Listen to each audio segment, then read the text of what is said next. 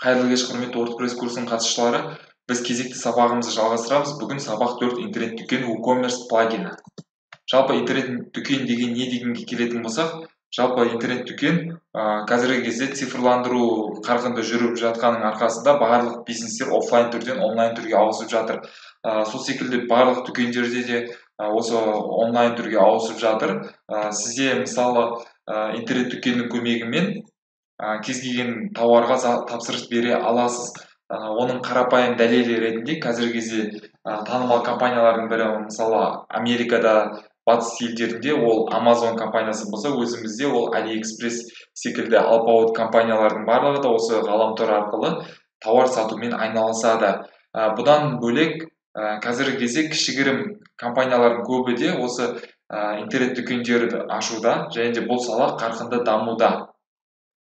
Ал жалпы WooCommerce плагиніне келетін болсақ, бұл плагин бізге осы WordPress қозғалтқышында интернет-дүкенді ашуды біршама жеңілдетеді. Яғни осы плагиннің көмегімен біз өзіміздің тауарларымызды енгізе аламыз, сата аламыз, және де төлем системасы дейді ғой, яғни төлем жүйесін енгізе аламыз. Ол мейлі қандай банк карталары арқылы болсын, немесе PayPal болсын, немесе жай ғана банктың Каспий Голд секілді карталары болсын, кез келген әдісті таңдау арқылы біз осы төлемақыны қабылдай аламыз, және де бұдан бөлек осы плагиннің көптеген мүмкіншіліктері бар. Жалпы бұл плагин қазіргі кезде WordPress платформасында 5 миллион активті адамдар орнатылған. Яғни 5 миллион адам қазіргі кезде активті түрде қолданады. Енді сол плагинмен жұмысты бастасақ, ол үшін біз ең алдымен Hump локалды серверін қосатын боламыз. Ол үшін Hump Control деген ярлықты ашатын боламыз. Hump ашылды. Енді келесі кезекте біз осы өзіміздің сервер мен мәліметтер қорын іске қосамыз. Ал енді браузерге өтсек, біздің ең алдымен өзіміздің құрған проектті ашамыз. Сервер қосылды. Hump'ты жаба салсақ болады. Келесі кезекте келесі сілтеме бойынша өтеміз. localhost/test.ru біздің веб-сайт қосылды. Келесі кезекте консоль бөліміне өтеміз. Біз сіздермен бірге өткен сабақта Elementor плагинмен жұмыс жасаған болатынбыз, және де осы плагинде страницалар қосқан болатынбыз. Ал енді бұл страницаларды біз өшіріп тастасақ болады, өйткені біз бұл беттерді пайдаланбайтын боламыз. Удалить корзину батырмасын басамыз, одан кейін барып применить батырмасын басамыз. Енді келесі кезекте плагин орнатамыз. Добавить новый батырмасын басамыз. Поискқа былай жазамыз. WooCommerce.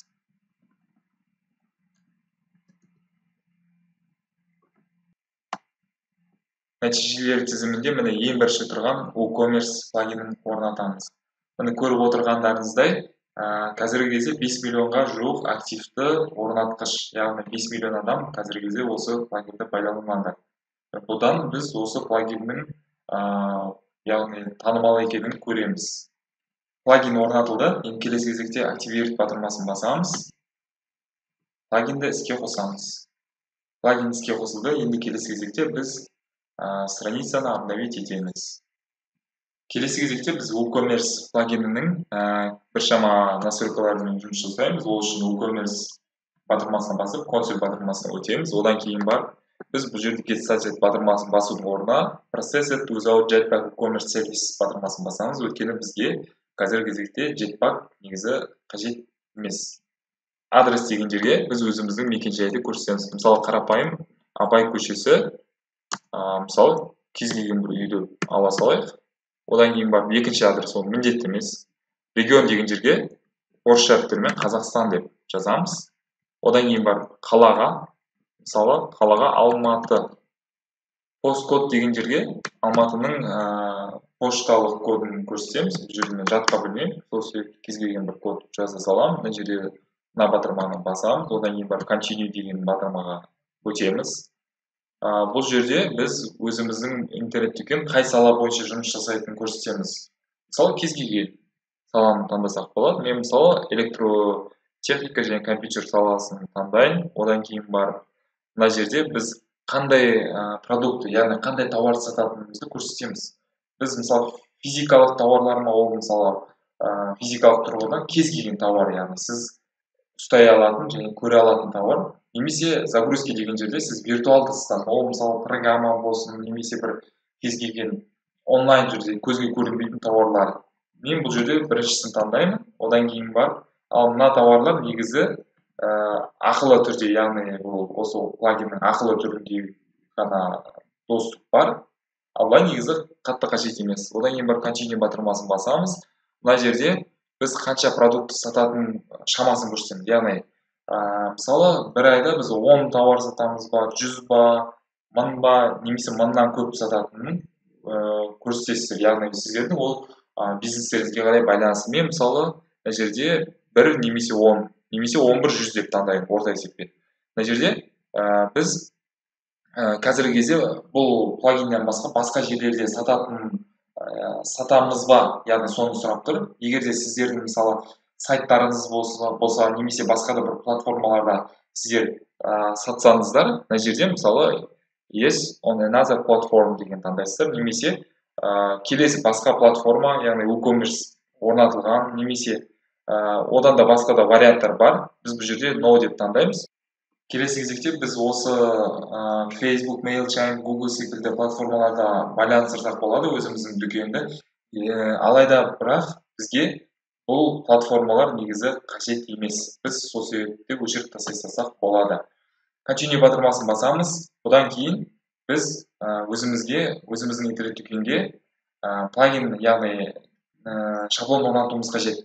Бұл жерде неше түрлі шаблондар бар.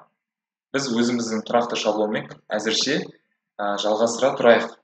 Кейін өзіміз шаблон қосамыз. Біз WooCommerce плагиннің сәтті настройкасымен жұмыс жасадық. Енді келесі кезекте страницы бөліміне өтсек, бұл жерде біз бірнеше страницаларды көріп отырмыз. Олар корзина, магазин, мой аккаунт, оформление заказа деген осы 4 страницаны бізге WooCommerce плагині біз үшін құрып қойды. Енді келесі кезекте внешний вид темы вкладкасына өтеміз. Бұл жерде біз осы интернет-дүкенге арналған шаблон орнататын боламыз. Неліктен біз осы сабақтың алдында орнатқан теманы, яғни шаблонды пайдаланбаймыз деген сұраққа келетін болсақ, өйткені бұл шаблон тек қана сайт, яғни лендинг пейдж деп атайды ғой, немесе компанияның сайт визитка секілді, яғни белгілі бір ақпарат беру үшін беруге арналған шаблон болып табылады. Ал бізге дәл осы интернет-дүкенге арналған шаблон қажет. Сол үшін де бұл шаблон бізге әзірше жарамайды. Біз добавить батырмасын басамыз. Және бұл жерде мына жерге поиск батырмасына біз мысалы shop деп енгізсек, біршама жүздеген шаблондарды аламыз. Астыға қарай түссек, міне бұның барлығы да, яғни интернет-дүкенге арналған шаблондар. Сіздер осылардың іштеріндегі кез келген шаблонды таңдасаңыздар болады. Бұл жерде кез келген шаблон жарамды, яғни бұлардың барлығы да интернет-дүкенге арналған шаблондар. Мысалы мен осы шаблонды орнатып көрейін, ол үшін установить батырмасын басамын. Біздің шаблон сәтті орнатылды. Енді келесі кезекте активировать батырмасын басамыз. Біздің шаблон орнатылды. Біз ең алдымен настроить батырмасын басамыз. Шаблон настройкасы ашылды. Енді бұл жерде меню батырмасын басамыз. Main батырмасына өтеміз. Бұл жерде мына жерде екі қызыл белгіні көріп отырмыз.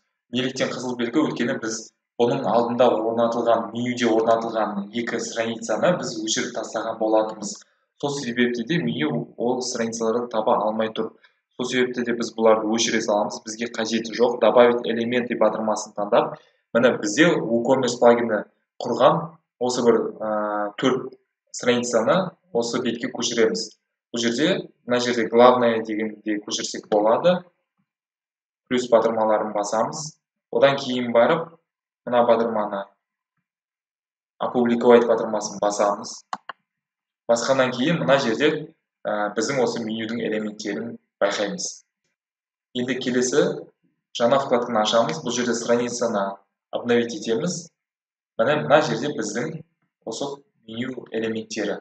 Мына жерге өтсек, мой аккаунтта бұл әр осы клиент өзінің аккаунтын көре алады. Оформление заказа деген жерде өзінің тапсырыстарын орындай алады.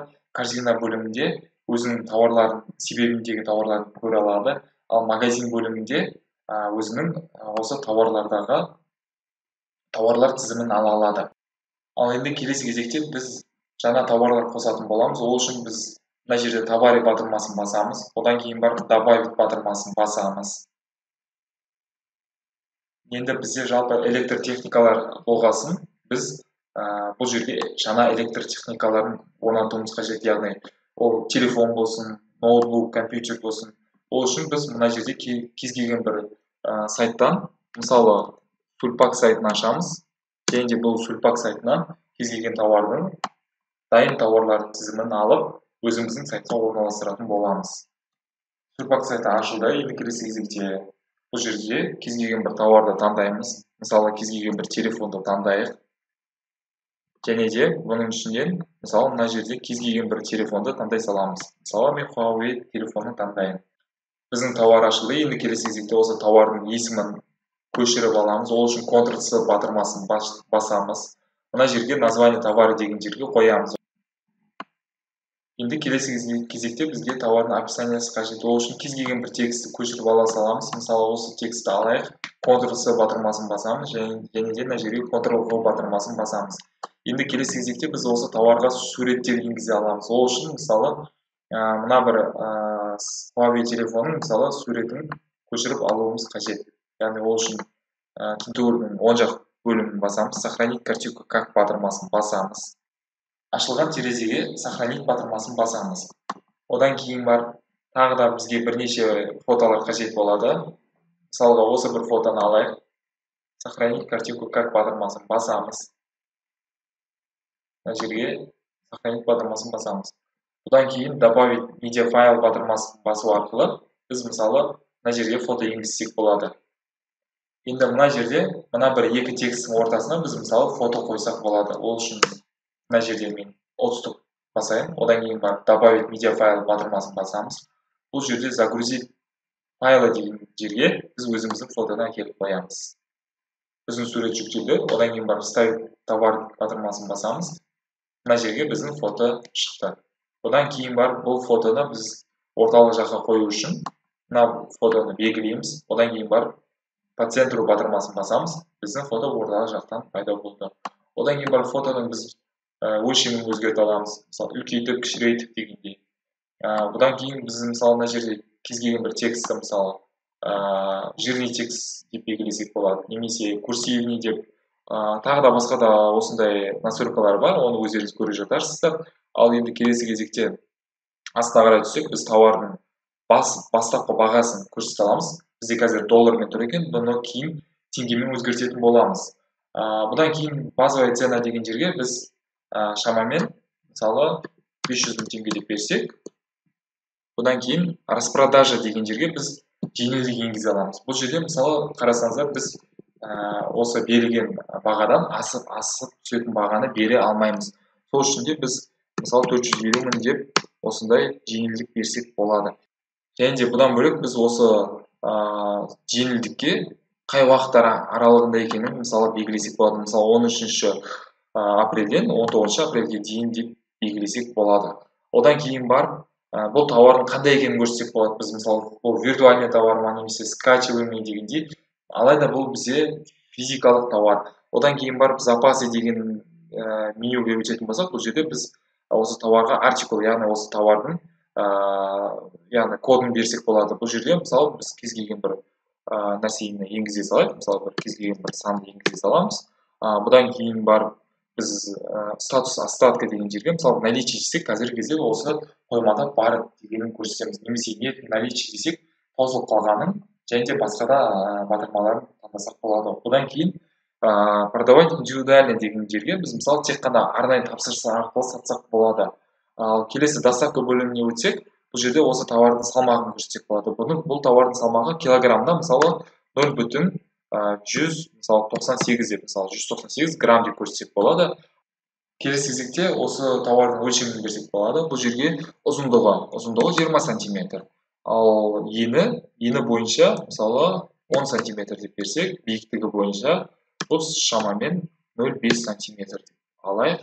Одан кейін барып класс доставки деген жерге біз кейін енгізетін. Вкладкаға өтетін болсақ, бұл жерде upsell деген элементте сіз осы тауардың орнына қай тауарды ұсынатын едіңіз, яғни бұл тауардан гөрі мысалы мына бір тауарлар керемет деп сол тауарлардың тізімін қойсаңыз болады. Ал кросселы деген жерде сіз мысалы осы тауармен қатар қандай тауарларды ұсынатын едіңіз деген, яғни осы тауар секілді тағы да басқа тауарлар бар дегендей сол тауарлардың тізімін берсеңіз болады.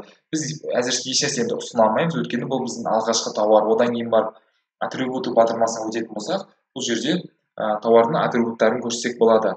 Бұл жайлы кейін тоқталатын боламыз. Одан кейін барып қосымша деген жерлерге мысалы осы тауарға қосымша бір айтарыңыз болса, соны жазсаңыз болады. Одан кейін барып мысалы отзывы деген, яғни пікірлерді қоссаңыз болады, клиенттердің пікірлерін өшірсеңіз болады. Ол енді өз еріктеріңізде.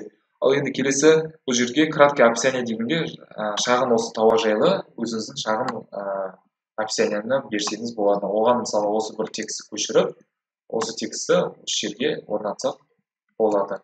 Ал келесі басты свойствоға келетін болсақ, бұл жерде сіз мысалы видимость деген жерге барлық клиентке көрінеді ма осы тауар. Одан кейін барып осы опубликовать батырмасын басқаннан кейін бірден көріне ме, немесе қай күні көрінетінін соны алдын ала жоспарласаңыз болады.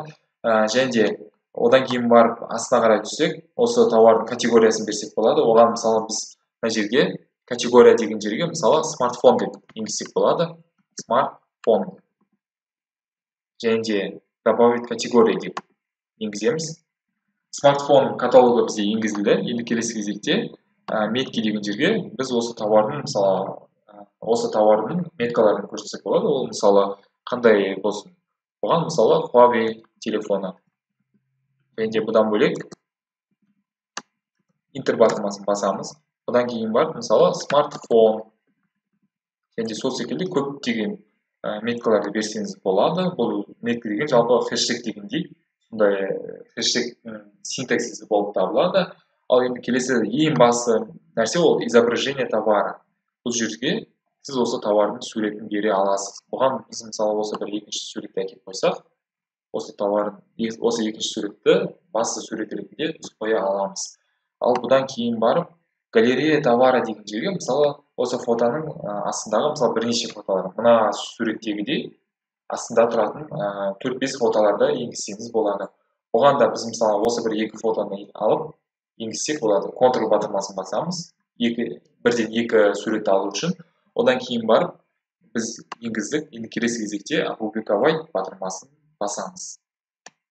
Біздің тауар сәтті енгізілді. Енді келесі кезекте осы тауардың страницасын обновить етеміз. Бұл жерге міне біздің тауар шықты. Осы тауардың есімі, құны, және де осы тауарға бір рет шертсек, осы тауар жайлы толық ақпаратты ала аламыз. Бұл жерде тауардың қысқа описаниясы, және де бағасы, артикул, осы тауардың яғни коды, одан кейін бар описаниясы, суреті, міне біз қалай қостық, дәл сондай күйде бізге шығарып берді. Детали деген жерден мысалы толық ақпарат, оның салмағы дегендей, ұзындығы дегендей, одан кейін бар қанша дана алғымыз келеді, 2-3 дегендей, сосын одан кейін бар корзина дегендей батырмасын бассақ, бұл жерге осы товарды біз өзіміздің себебімізге алатын боламыз. Енді бұл жерде просмотреть корзина батырмасын басамыз. Ал бұл жерде міне біздің осы товар өзіміздің себепте шықты. Ал енді мына жерде біз мысалы жалпы соманы көріп отырмыз. Бұл 2,5 миллион ақш доллары. Ал енді келесі WooCommerce плагиніне өтеміз. Бұл жерде, яғни осы плагинге кішкене тоқтала кететін болсақ, бұл плагинде сіз мысалы өзіңіздің ақпараттар, яғни статистиканы көре аласыз, белгілі бір уақыт арасындағы сатылым, пайда дегендей. Оның бәрі әрине сіз өзіңіздің сайтыңызда хостингке енгізгеннен кейін осы мәліметтерді сіз көретін боласыз. Біз келесі кезекте мына жерде мысалы купоны деген жерге сіз өзіңіздің осы интернет дүкеніңізге купон енгізе аласыз, яғни создайте свой первый купон батырмасын басамыз. Жалпы купон дегеніміз ол кішігірім скидка. Код купона мысалы қазіргі кезде коронавирус болса, коронавирус купоны деп атасаңыз болады. Бұл жерге коронавирус деп жазамыз. Және де описаниясын мысалы жазсаңыз да болады, жазбасаңыз да болады. Және де сіз мысалы осы типін көрсете аласыз, яғни бұл процент түріндегі купон ба, немесе белгілі бір нақты сома көлемінде ма. Мысалы мен процент деп аламын, және де бұл жерде қанша пайыз екенін көрсетемін. Шамамен бұл 15% көлеміндегі купон болады. Одан кейін барып сіз мысалы қашан аяқталатынын көрсетсеңіз болады. Купон мысалы 26 апрельде аяқталады деп көрсетсеңіз болады. Одан кейін барып ограничение, яғни шектеу қойсаңыз болады. Мысалы егер де сіз шамамен мысалы 100 мың көлемінде, яғни минималды түрде 100 мың және де максималды мысалы миллион сома аралығында тауар сатып алсаңыз, онда сіз осы купонды пайдалана аласыз дегендей осындай кішкене опцияларын көрсетсеңіз болады. Және де бұдан кейін барып тағы да басқа да осындай свойстволары бар. Мысалы қандай тауарларға немесе қандай тауарларға қолданылмайды, немесе категория товаров деген, және де бұдан бөлек мысалы бірнеше категорияны өшіріп тастауға, яғни мысалы смартфон осы категориясындағы барлық товарға қолданылмайды деп енгізсеңіз болады. Немесе тек қана осы смартфон категориясында товарлар ғана қолданылады, және де басқа да осындай свойстволарды көрсетсеңіз болады. Және де лимит, яғни белгілі бір лимит қойып тастасаңыз болады. Мысалы 5 рет қана қолданылады, мысалы бір адам, немесе 3 рет, және де басқа да мысалы осындай лимиттер, кішігірім лимит көрсетсеңіз болады. Бұның бәрін өзіңіз қарай жатарсыз. Біз опубликовать батырмасын басамыз. Енді келесі кезекте осы коронавирус купонын қазір пайдаланып көрейік. Алайда біз пайдаланбастан бұрын біз жаңа ғана 2,5 миллион аралығында осындай тауар алған болатынбыз. Бұл тауардың енді количествосын біз мысалы мына жерде 2 деп көрсете салайық. Обновить корзину деп батырманы басамыз. Ал бұл жерде қазір бізде жалпы сома 1 миллион шамасында болады. Енді бұл жерде код купона деген жерге біз жаңағы коронавирус деген деп аталатын купонымызды пайдаланатын боламыз. Ал енді осы купонды пайдаланғаннан кейін міне көріп отырғандарыңыздай $150 мың көлемінде бізге жеңілдік. Яғни жалпы сома 750 мың шамасын құрайды. Одан кейін барып оформить заказ батырмасын бассақ, мына жерде біз өзіміз жайлы кішігірім ақпаратты көрсетуіміз қажет. Яғни біздің қай жерге бізге әкеліп берсін, және де қалай төлейтін жайлы ақпараттарды көрсетеміз. Енді осы ақпараттардың настройкасымен жұмыс жасайтын болсақ, ол үшін біз WooCommerce батырмасын басу арқылы настройки батырмасына өтеміз. Бұл жерде біз осы WooCommerce плагинінің настройкаларын көрсететін боламыз. Бұл біздің бағана ғана толтырып өткен кішігірім ақпараттар.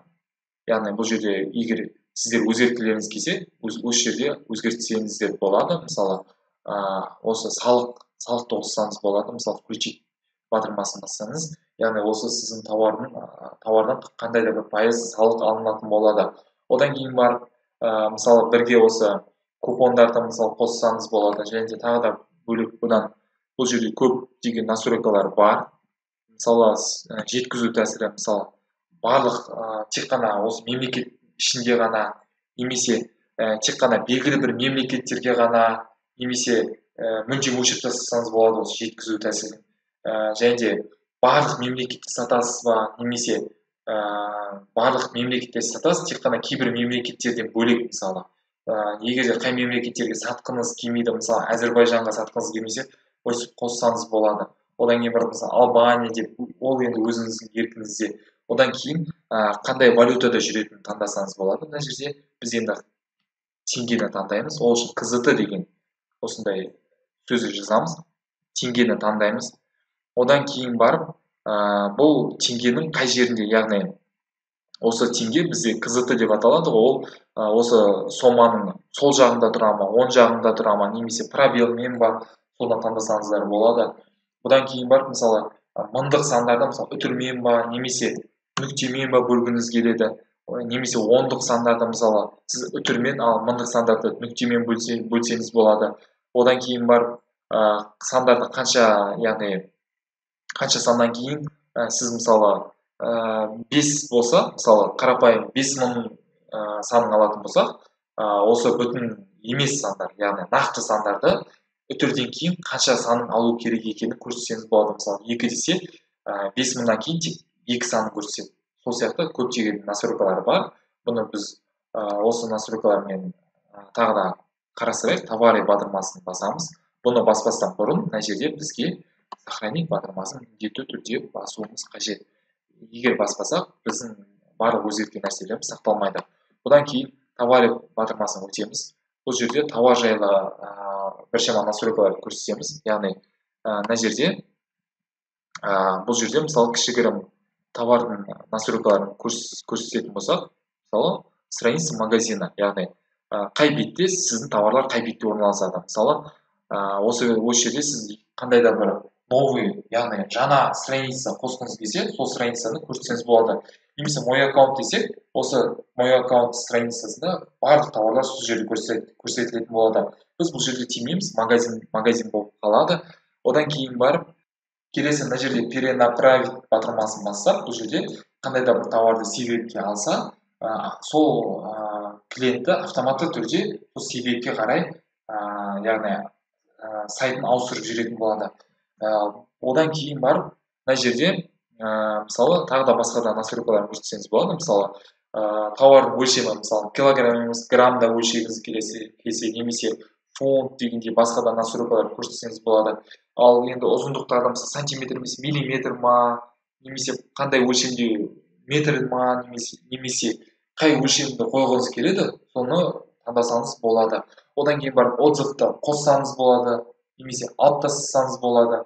Тағы да басқа да настройкалар өзгертсеңіз болады бұл жерде. Оны енді ұзақ бізде уақыт жоқ, көп қарастыратын. Доставка батырмасын өтеміз. Доставка батырмасында бізде жеткізудің, яғни кішігірім настройкасымен жұмыс жасаймыз. Бұл жерде біз қай жерлерге жеткізетінін көрсетсек болады. Яғни добавить зону деген батырманы басамыз. Бұл батырманы басқаннан кейін біз мысалы зона деген жерге мысалы Орта Азия деп енгізсек болады. Орта Азия деп, және одан кейін барып зона деген жерге мысалы Орта Азияға не келеді, мысалы Қазақстан, мына жерге Қазақстан деп көрсетеміз. Қазақстан таңдаймыз. Одан кейін барып мысалы Қырғызстан, Өзбекстан секілді, мысалы осындай көп мемлекеттерді, Орта Азия мемлекеттерін енгізсеңіздер болады. Ал енді келесі настройкаларға өтетін болсақ, бұл жерде қандай тәсіл, яғни жеткізу тәсілін енгізсек болады. Бұл жерге мысалы бірнеше жеткізу тәсілдері бар, яғни тегін, немесе өзі офиске келіп алып кетеді, немесе жалғыз, яғни үйіне дейін мысалы ақылы түрде жеткізуді таңдасаңыз болады. Бұл жерде мысалы добавить метод доставки деген таңдаймыз. Яғни бізде мысалы ақылы түрде жеткізу тәсілін қосамыз.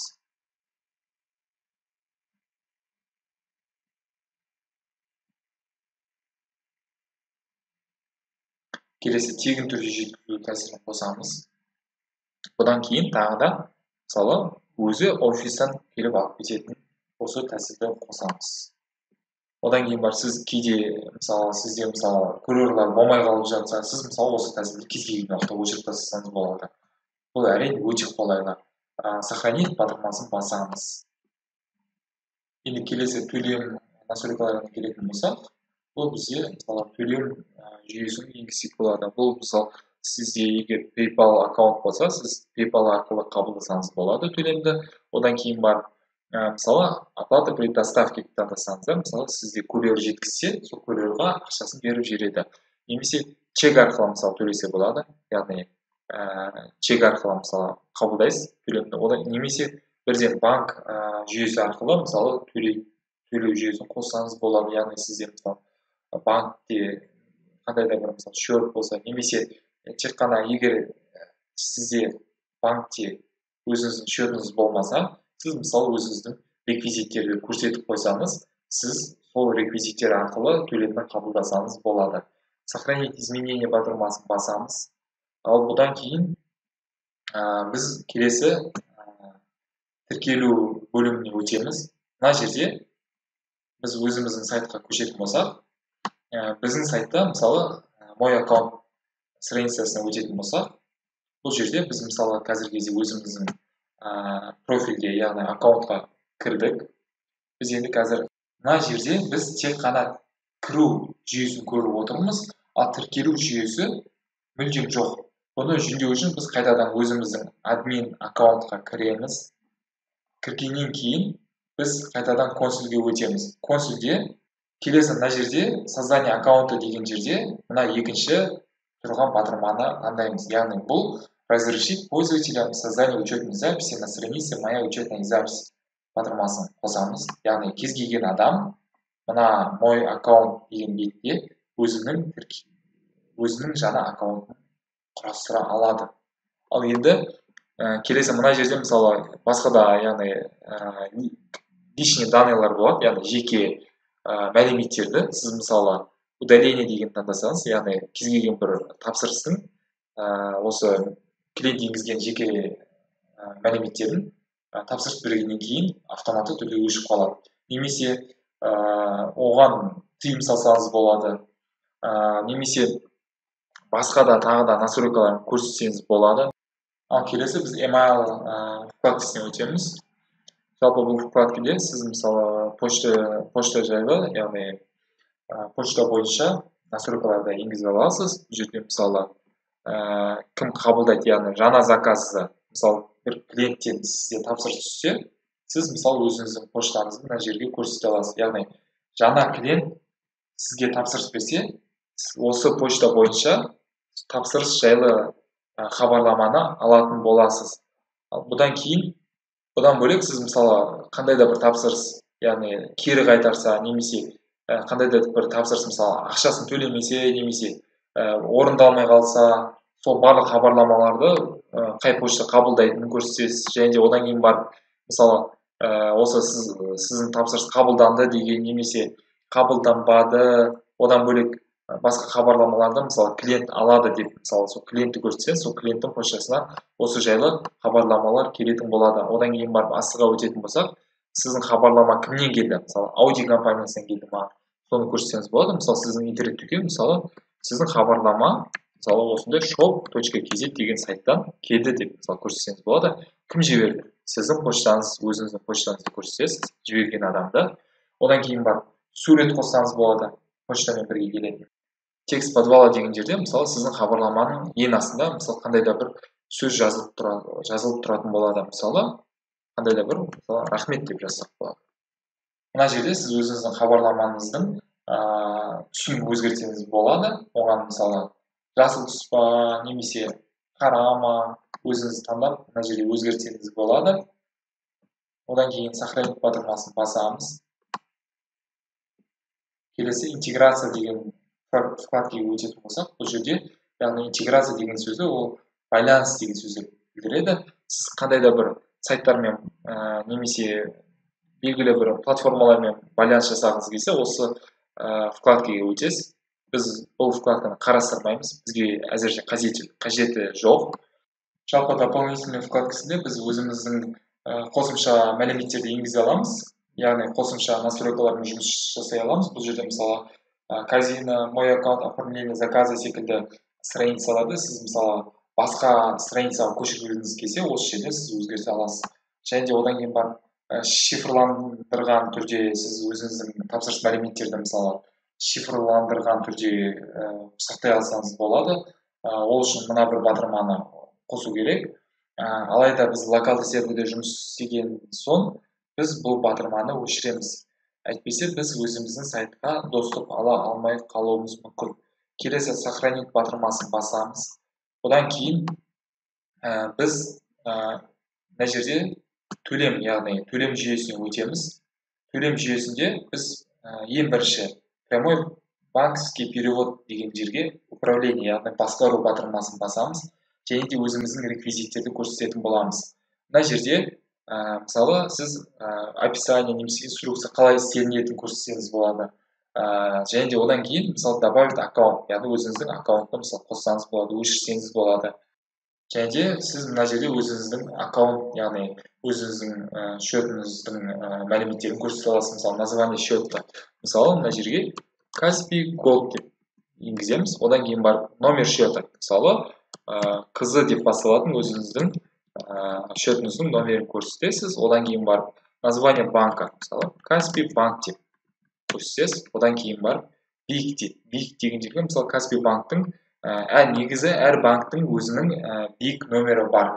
Бұл жерде мысалы Каспий банктың бик нөмірін сіз мысалы осы жерде интернетте тапсаңыз болады. Кез келген бір санды енгізе салайын. Одан кейін барып IBAN дейді. Бұл жерде IBAN деген негізі әр банктың өзінің осындай нөмірі болады. Бұл жерге де мен мысалы кез келген бір сандарды енгізе саламын. Одан кейін барып бик деген жерге мысалы бик счетін көрсететін боласыз. Бұл жерге де кез келген сандарды енгізе саламын. Бұдан кейін сохранить изменения батырмасын басамыз. Біздің мәліметтер сақталды. Енді келесі кезекте сайтқа қарай өтеміз. Сайтта біз корзина батырмасына өтсек, мына жерде біздің себеп бейнеленген. Біз бұл жерде код купона деген жерге мысалы коронавирус деп енгізейік. Применить купон батырмасын басамыз. Бұдан кейін жеңілдікті алдық. Одан кейін барып 150 мың шамасында бізге жеңілдік берілді. Ал бұдан кейін барып мысалы біз өзіміз офиске барып алып кетеміз деп белгілейміз. Ал бұдан кейін жалпы сома 850 мың теңге шамасында құрайды. Одан кейін барып оформить заказ батырмасын басамыз. Осы батырмадан кейін біз оформление заказа страницасына тап боламыз. Бұл жерде біз өзіміздің есімімізді көрсететін боламыз. Мысалы мен өзімнің есімімді жазамын. Одан кейін барып название компания, мысалы егер сіз компания болса, сіз компанияңызды енгізсеңіз болады, немесе жоқ болса, келесі бөлімдерге өте береміз. Қай ел? Қазақстан. Одан кейін барып сіздің мысалы адресіңіз. Адреске мысалы сіз қай көшеде тұрасыз? Мысалы бұған Сәтбаев көшесі деп алайық. Сәтбаев көшесі үтір ояз. Одан кейін барып қай үйде тұрасыз? Мысалы 154-ші үй деп. Одан кейін барып тағы да мысалы адреске мысалы қосымша бір мәлімет енгізсеңіз болады мына жерде мысалы. Одан кейін населенный пункт деген жерге мысалы қай жерде тұрасыз? Мысалы Алматы қаласы. Облыс дегенде Алматы облысы. Одан кейін барып біз почтовый индексті көрсете аламыз. Бұл жерде мысалы қаланың индексін мен білмеймін, кез келген индекс көрсете аламын. Одан кейін барып ұялы телефон номерін көрсетесіздер. Мысалы алып мен кез келген бір номерді жаза саламын өз. Және де одан кейін барып электронды поштаңызды міндетті түрде көрсетесіз. Одан кейін барып мына жерге сіз мысалы қосымша ақпарат көрсетсеңіз болады. Мысалы сіз осы тапсырысқа қандай да бір қосымша ақпарат енгізгіңіз келсе, осы жерге енгізетін боласыз. Ал мына жерде сіздің тауарыңыз жайлы жалпы ақпарат берілген. Сіз мысалы өзіңіз алып кетесіз ба, немесе сізге апару керек па, және де тағы да басқа да варианттарды көрсететін боласыз. Одан кейін барып мына жерде қалай төлейтін, яғни төлеу жүйесін көрсететін боласыз. Мысалы біз банктік, яғни перевод арқылы көрсетсек, одан кейін барып подтвердить заказ батырмасын басамыз. Келесі бізге төлеу мәліметтерін енгізуді ұсынатын болады. Мына жерде біз осы реквизиттер бойынша өзіміздің тапсырыстың ақшасын төлеуіміз қажет. Яғни қазір біздің осы тапсырыс, яғни статус ожидания, яғни күту статусында тұр. Біз қашан осы реквизит бойынша, яғни осы счет бойынша біз ақшаны жібереміз. Одан кейін барып осы дүкен иесі мен осы ақшаны қаражатты қабылдадым деп бекітсе, сол кезде сіз өзіңіздің тапсырысыңызды қабылданған жайлы өзіңіздің поштаңызға ақпаратты алатын боласыз. Ал енді бүгінге біз осымен өзіміздің сабағымызды аяқтаймыз. Сіздерге үй тапсырмасы ретінде осы біздің интернет дүкеннің ең алғашқы бетіне өтеміз. Бұл жерде яғни біздің осы сайттың жаңалықтары берілген. Сіз осы ең алғашқы бетті, яғни ең басты бетті контент пен Elementary плагинін пайдалану арқылы қандай да бір контентпен толтыруыңыз қажет. Егер де сізде ешқандай да идея болмаса, сіз Сутбак немесе Технодом сайттарын алып, сол сайттардың ішіндегі контенттерді көшірсеңіз болады. Бұдан кейін мына жерге магазин батырмасын бассақ, мына жерде біздің осы интернет дүкенінің тауарлары қазіргі кезде тек бір ғана тауар бар. Сізге үй тапсырмасы ретінде осы жерге кем дегенде 3 тауарды енгізу үй тапсырмасы ретінде берілетін болады. Ал осымен біз сабағымызды аяқтаймыз. Көргендеріңізге рахмет. Осымен келесі кездескенше сау саламат болыңыздар.